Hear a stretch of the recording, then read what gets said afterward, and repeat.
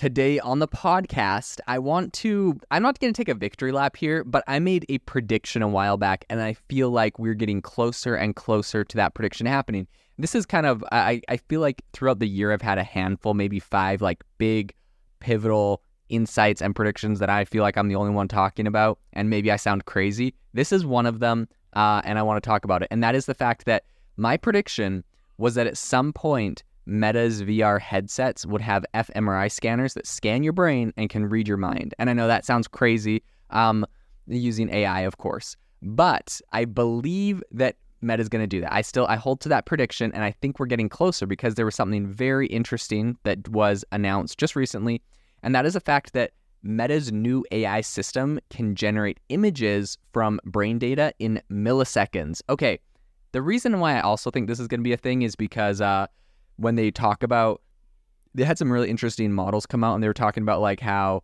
they wanted to do like multi-sensory, like your smell, touch, taste. They really want to make it when you're in the metaverse, everything seems super realistic.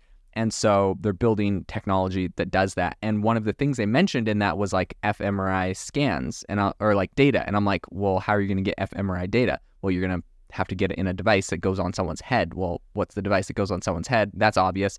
And then it's like, well, what are they going to use it for? I mean, in reality, this is a no-brainer too, because if Meta could read your mind and know what you're thinking about, they could really target you with ads. I mean, there's a lot of people being like, oh my gosh, Google is like listening to me, or Apple's listening to me on my phone because I like talk about something, and then like I go to a website and I see ads for that thing, right? Like, I'm sure you've heard that.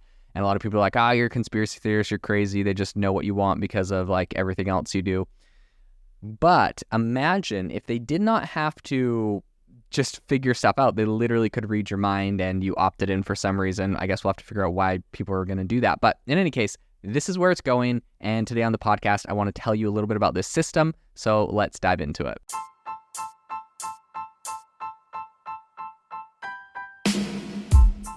Welcome to the world's #1 AI podcast, AI Chat. I'm your host, Jaden Schaefer. Make sure that you go to aibox.ai, link in the show notes, to join the waitlist for our new AI platform. We're going to be launching an incredible platform that allows you to build anything you want with workflows in AI. So you're able to chain together ChatGPT and image generators and audio generators to make really powerful apps for your organization, or you can host them on our marketplace and actually generate royalties from them. So make sure to go to aibox.ai and join the waitlist. In addition, if you like the podcast, if you could do me a massive favor and please leave us a review on Apple or Spotify or wherever you listen to your podcast. This helps me be able to get better guests on here as they check the reviews to see how you guys are liking it. So if you could please do that, I would really, really appreciate it. Have you ever wanted to start your own podcast? I record and publish podcasts on a platform called Spotify for Podcasters, and I absolutely love it. Essentially, you can upload from your phone or computer, and it distributes to every platform that plays podcasts. They support video podcasts, and you can make money on the platform with ads or even podcast subscriptions, something that has made my life so much easier as a podcaster. So if you're interested, I highly recommend you give it a try. You can download the Spotify for Podcast app or go to spotify.com/podcasters to get started on your podcast today. Meta AI, which of course is a big front runner in AI innovation, has unveiled a new system that leverages what's called MEG. I will butcher the pronunciation of this, but I'm just going to try. It's magnetoencephalography, but MEG is what it's called. So I'm just going to call it MEG from now on. But they're using this to interpret visual representations within the human brain. So this is a really cutting edge technology, and it's providing what I believe is a sneak peek into this kind of real-time perception and processing of images in our brain. So this, I think, could potentially be revolutionizing our understanding of human intelligence and visual cognition. So beyond, I think, the immediate scientific implications, this is really interesting research coming out of Meta. I think this is pretty groundbreaking, and I think it holds some really transformative potential for non-invasive brain-computer interfaces. These kind of advancements could be invaluable in clinical scenarios, particularly for individuals who, due to like brain injuries and other things like that, have lost their ability to communicate verbally. They could use these types of tools, think their thoughts, and, have that translated by even an AI voice that could be trained on their voice before they had before they lost that ability. So I think there are a lot of like really cool use cases here. I'm not going to go all dystopian and Facebook just reads your mind to serve you ads. but I mean, come on, that'll probably happen too.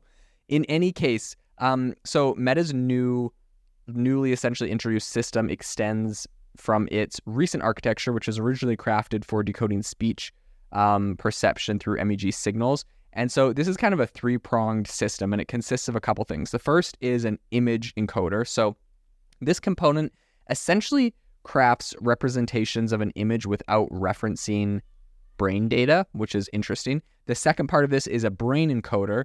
So syncing the MEG signals with the image encoding, this segment kind of bridges the gap between visual stimulus and then the brain activity that comes from that. So when you look at a picture, your brain shoots off certain brain waves, it's certain stimulus, and if you have something scanning your brain while you see that picture, it just says, okay, like it takes a snapshot of what your brain looks like, and it says when they see this picture, this is what happens. And they're able to look at your brain signal without knowing what the picture is and make the prediction about what the picture is, after they train on enough of this data. The third part of this is then an image decoder. So drawing from the brain representations, this final piece recreates a plausible image, right? So it's actually predicting what you're looking at. So data used for training this architecture was sourced from a globally accessible data set of MEG readings from healthy participants. And this is, I think this is related by the International Academic Consortium things. So what is happening here, right? Upon comparing the efficacy of various pre-trained image models, the research revealed that advanced vision AI systems, notably Dino V2, had the most synchronous alignment with brain signals. So I think it's noteworthy that Dino V2 employs self-supervised AI to learn visual depictions autonomously. And this comes from some insights from Meta AI, which I think really kind of underscore that self-guided learning is the pathway for AI systems that nurture brain mimicking representations. Another point that I think is really interesting is the speed of the MEG decoder. So while functional pragmatic resonance imaging, which is fMRI, of course, has, higher resolution images, the MEG decoder stands out for its ability to kind of produce images almost instantaneously. And it's essentially channeling a consistent flow of visuals straight from the brain, right? So it's not like, okay, scan the brain, okay, generate image, we sit there, wait for it to load. No. It's doing this instantaneously. So you have something like you have an fMRI scanner on your brain, and we're literally just looking at what you're thinking like in real time, like it's a movie, like this thing's playing live. And the imagery generated by the MEG decoder, while it's definitely not perfect, it like distinctly captures broad level characteristics of images that the human is thinking of. Categories like animals, humans, trains.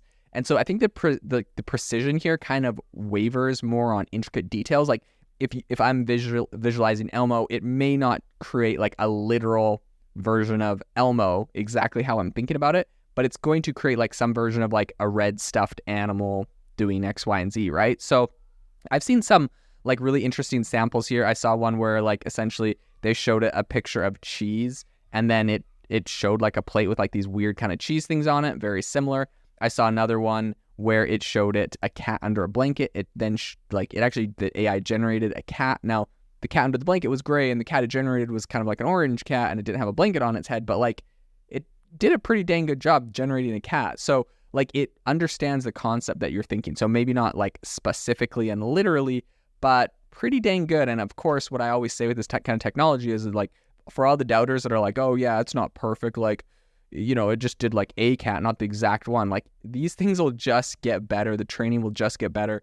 And so I think don't worry about the drawbacks, or don't really worry about like the limitations of this technology. Start thinking about the implications of when this technology is perfect, because it will get there. So I think back in 2022, Yan LeCun, who's kind of in charge of AI over at Meta, he's, pretty big. He's on X all the time, tweeting.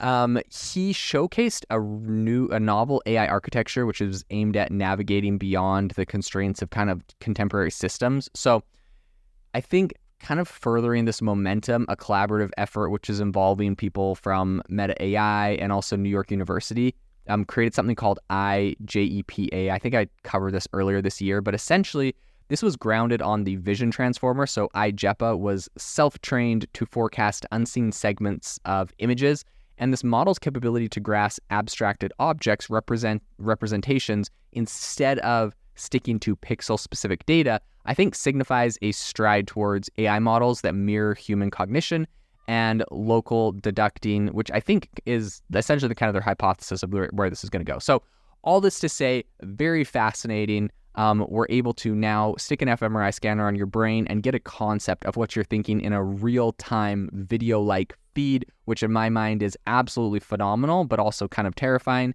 And this is definitely something that I will continue to follow. I stand by my prediction. Meta's going to incorporate this into the Meta VR headsets and read your mind to target you with ads. So anyways, it'll be interesting to see how this plays out, what privacy people have to say about this, what, if there's an outcry, whatever. But this is my prediction at the beginning of the year. I'm holding to it, and we'll see if this actually happens.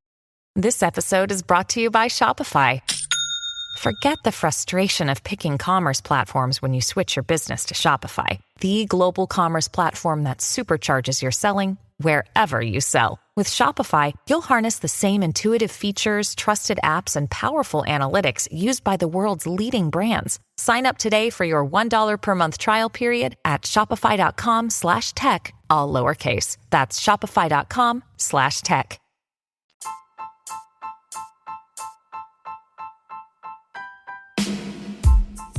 Thank you for listening to the AI Chat Podcast. If you enjoyed the podcast, I'd appreciate it if you rate me wherever you listen to podcasts. And if you're looking for an innovative group of AI enthusiasts, make sure you check out our Discord channel and also our Facebook community. It's obviously a lot more interactive than a podcast where we can actually share software tools, prompts that we're using in everyday AI. I'll leave a link for those in the description below.